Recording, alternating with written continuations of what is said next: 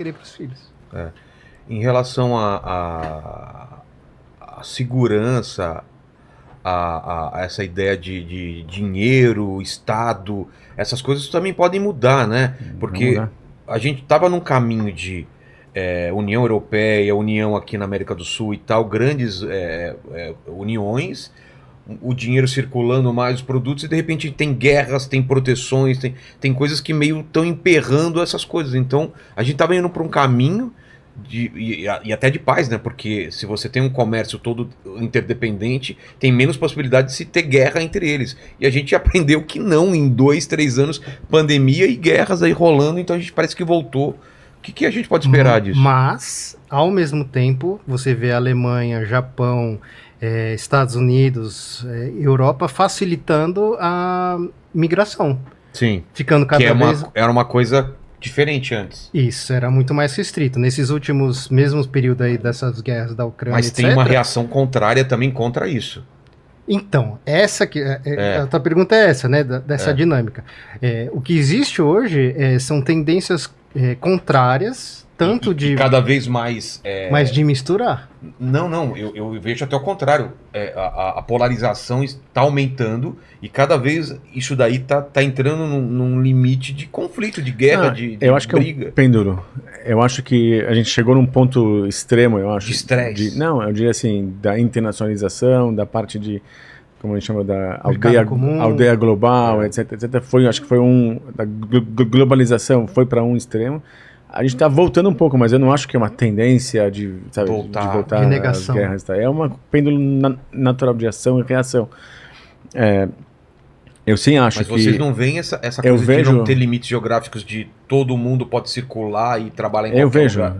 Lá na frente. Eu vejo mais para frente. Eu vejo, vamos dizer, cada vez mais as pessoas vão ser mais parecidas, vão pensar mais igual, no sentido, vamos dizer, de pensamento ocidental, se você quiser.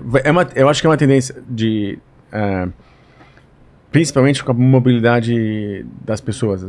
O brasileiro vive no Brasil, a argentina vive na Argentina. No dia que começar, tá mais fluida a parte geográfica mesmo, eu acho que as pessoas isso vai mudar, o nacionalismo vai aos poucos desaparecendo. Eu acho que nós estamos numa transição que tem muita... a gente tá falando de avião, né?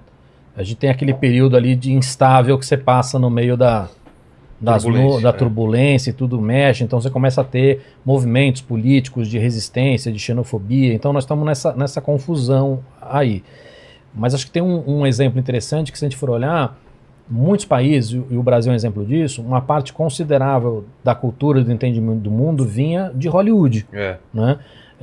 Hoje, essa molecada mais nova, com Netflix, conhece coreano, absurdamente mais a Coreia e outros países, Japão, né? E Japão e tudo. Você começa a ver adolescente fala assim: para onde você quer viajar? Não é para Disney, é para o Japão, né? É para outros lugares. Então você tem uma mudança acontecendo aí e que vai ser cada vez mais radical. Tem uma outra maneira de ver isso. Se a gente for olhar, uma boa parte do que a gente entende que é pilar da sociedade hoje, a escola, o comércio, as grandes cidades, né, os empregos, são assim por uma grande influência da Revolução Industrial. Se nós estamos falando agora de tecnologias que vão causar uma ruptura no que a gente considera que é esse período de Revolução Industrial, mesmo isso que a gente considera que são pilares da sociedade e que muita gente acha que não vai mudar nunca, os empregos, o comércio, as grandes cidades, a escola, também pode mudar. Então nós estamos falando de uma mudança radical no longo prazo, que pode mudar realmente a maneira como todo mundo vê o mundo. E aí você fala, pô, então esse olhar de países diferentes pode mudar? Obviamente que pode.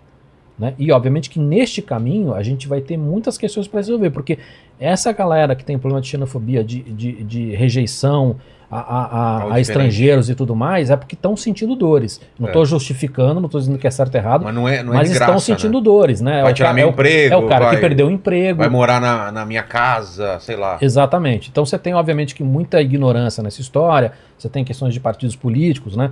Você pega, por exemplo, os Estados Unidos, hoje tem uma resistência muito forte a isso, mas se você olhar, grande parte da riqueza e da economia desses caras veio de estrangeiro. Claro. Mais da metade das startups lá são de estrangeiros ou filhos de estrangeiros. Mais da metade das maiores empresas dos Estados Unidos são de estrangeiros ou de primeiro filho de estrangeiro. Uma boa parte dos CEOs que estão cuidando dessas empresas são estrangeiros, né? E os Estados Unidos, não podemos esquecer, são todos filhos de estrangeiros, né? Os caras vieram de outros países, né? Então, essa resistência que esses caras têm, que é compreensível, mudança cultural, mudança de emprego, etc. e tal, isso vai causar também um atraso nos Estados Unidos, econômico, tecnológico, tudo mais, né? Com essa resistência. Então, as coisas estão conturbadas, vão continuar conturbadas durante um tempo, mas se a gente olha para o longo prazo... Não, e vai mudar muito, né? Vai. Porque como você tem uma população muito velha na Europa, e tem uma migração, tem um movimento de outros países indo para lá, essas populações daqui 10, 20 anos vão mudar. A maioria vai ser outra, né?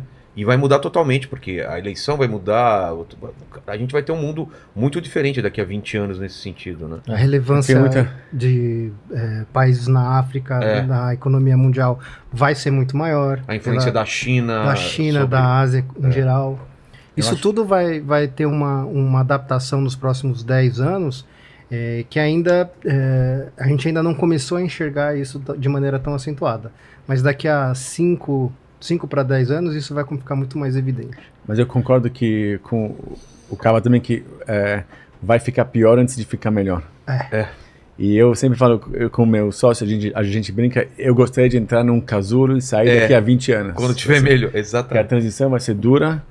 Eu acho que vai ficar pior antes de ficar bem melhor, mas eu acho que vai ficar bem melhor depois. Ter muita curiosidade de fechar o olho e abrir o olho daqui a 20 anos sem viver o processo. Agora. Tem até um amigo aqui, um investidor, que é bastante bastante rico, e quando começou a pandemia, a gente começou a projetar na cabeça como vai ser essa história e as ondas e tudo mais. Eu falei, putz, se eu pudesse ser você, eu realmente ia me isolar em Aruba, fechar por um ano, não quero notícias do mundo por 1 ano, 2 anos, porque não vai ter um monte de porcaria, mas realmente no final vamos sair dessa. Mas viver esses 2 anos foi super curioso, difícil e complicado, mas imagina fechar os olhos no começo da pandemia e abrir 2 anos depois. Ia ser o ideal. Vai ser a mesma coisa que eu penso que pode acontecer com essa história da evolução e dessa transição até esse mundo mais... E aí puxa para o nosso papel nessa história, né? Porque, novamente, as coisas não acontecem sozinho. Então, nós, como indivíduo, como parte da sociedade, como gestor de uma grande companhia, como um governante, nós temos que trabalhar hoje nessas duas frentes simultaneamente. Como é que a gente bota combustível para essa tecnologia trazer as coisas boas, e como é que a gente trabalha para minimizar os problemas que elas vão trazer. Não dá mais para optar por um ou por outro. Né? Então, e essa é a nossa função. Né? Você tem filhos pequenos? Eu tenho um neto já. Então. 2 anos. Meu filho pequeno tem 18. É o nosso papel. A gente ainda tem força nesse mundo. Você é um cara que tem uma força hoje muito grande, né? Um papel muito importante. Nós também. Então, assim, é isso. É não esquecer que a gente tem um papel nessa história ainda. Gestão de risco. As pessoas tendem a olhar sempre o lado positivo, o lado bacana, o divertido. Eu vejo sempre o lado negativo. Eu sou o cara que eu vejo sempre a merda que vai dar, entendeu? Você vê aqui no papo que eu sempre tô indo pro lado apocalíptico aqui, porque, inclusive da IA, que a gente nem falou, que também pode... quando ela estiver tão entranhada que ela pode tomar decisões baseadas em inputs que aparentemente são bons. A gente até discutiu em outro programa aqui. Há quem diga que a função de toda a vida biológica inteligente é a geração de uma vida digital inteligente.